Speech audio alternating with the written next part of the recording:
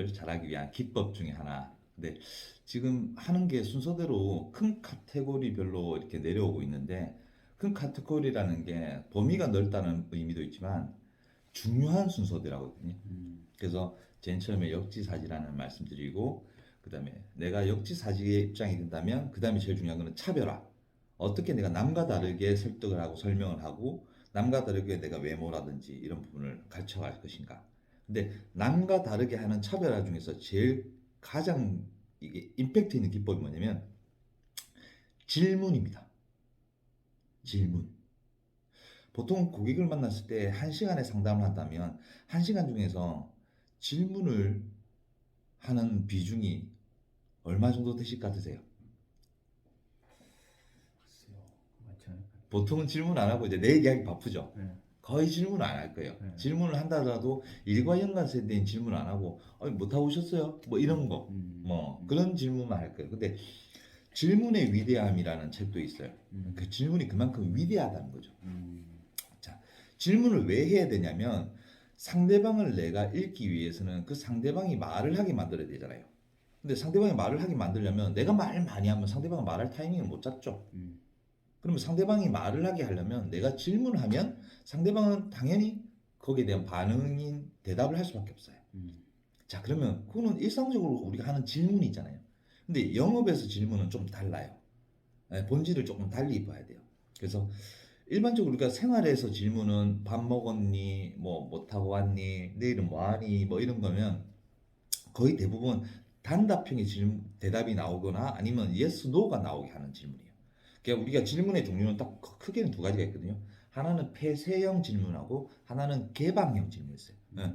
폐쇄형 질문은 이런 거죠. 밥 먹었니 하면 뭐 다 먹었다. 버스 타고 왔어? 아니. 뭐 이런 거. 이런 폐쇄형 질문들은 말이 끊기죠. 그 다음 말이 잘 안 돼요. 그럼 계속 그냥 폐쇄형 질문이 연결될 수밖에 없어요. 그러니까 이런 질문을 하는 거는 그 큰 의미가 없다. 영업적으로는. 근데 개방형 질문은 뭐냐면 오늘 하늘 날씨가 좋던데 날씨 하늘 보니까 어떤 생각 들던가요?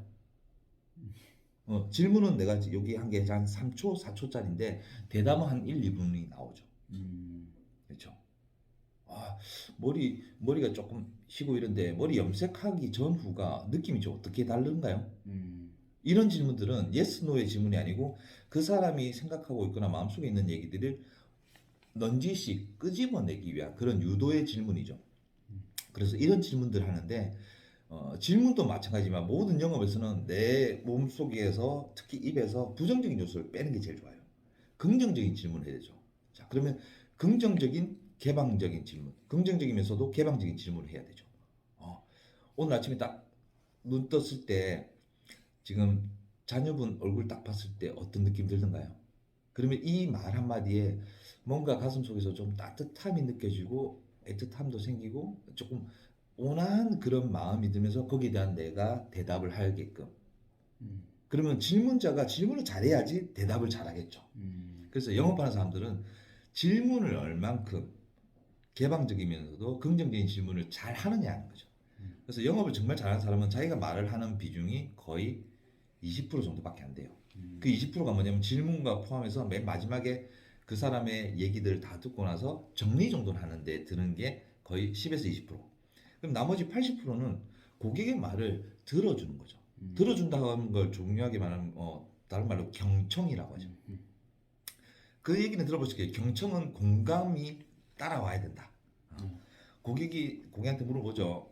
아침에 일어났을 때 이제 자녀 얼굴 보면 어떤 느낌 드세요? 그러면 아유 뭐 자는 거 보니까 피곤해 보이기도 하고 애틋해 보이기도 하고 내 새끼 같다 이런 느낌 들죠. 그러면 그 얘기를 들으면 그 얘기를 그대로 받아서 전달하세요. 그렇죠. 자녀분 보니까 애틋하시고 뭐 피곤해 보이기도 하고 내 새끼 같죠. 지금 반복이잖아요. 근데 반복을 왜 하느냐면 내가 당신과 공감하고 있다라는 걸 확인을 시켜주는 거예요. 상대한테. 그래서 경청이 어찌 보면 단순하게는 상대의 반응을 똑같이 내가 한 번 더 이렇게 전달한다라고 보면 돼요. 근데 그 공감의 방법이 생각보다는 그 상대방의 마음의 문을 여는 가장 빠른 방법이기도 해요. 그래서 질문을 얼만큼 잘하느냐. 근데 그 질문 중에서 제일 많이 하는 질문이 영업사원이 제일 많이 하는 질문이 있잖아요.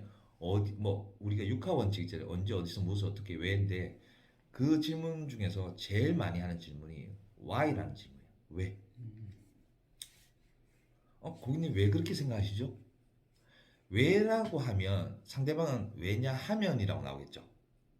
그러면 그 왜냐 하면이 보통 평소에 자기가 갖고 있던 소신 아니면 우리가 지금 만났을 때 본인의 반응 뭐 긍정적인지 부정적인지를 그 왜냐 하면에 녹아 있기 때문에 영업하는 사람이 그걸 캐치하기가 쉬워요. 그래서 왜라는 질문을 많이 해야 되죠. 지금 자녀분이 있으신데 자녀분 중에서 특히 유독 좀 마음이 많이 간다는 자녀가 몇째죠? 이렇게 질문하면 첫째다 둘째다 이렇게 얘기하죠. 그러면 왜 둘째한테 특히 마음이 많이 갈까요?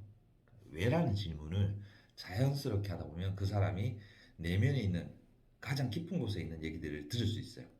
그러면 아무래도 나중에 그 사람의 마음속에 내면에 깊이 있는 얘기를 듣고 그 얘기를 지금 내가 팔려는 상품이라든지 내가 하려고 하는 얘기와 접목시킨다면 아무래도 결과는 좋게 나올 수밖에 없겠죠. 그래서 오늘은 질문의 힘, 질문의 긍정적인 힘, 강한 힘 이걸 한번 말씀을 드렸습니다. 질문을 잘하는 사람은 영업을 잘할 수밖에 없어요. 말을 많이 잘하는 사람이 영업을 잘한다 그렇진 않습니다. 질문을 잘하는 영업사원이 됩시다.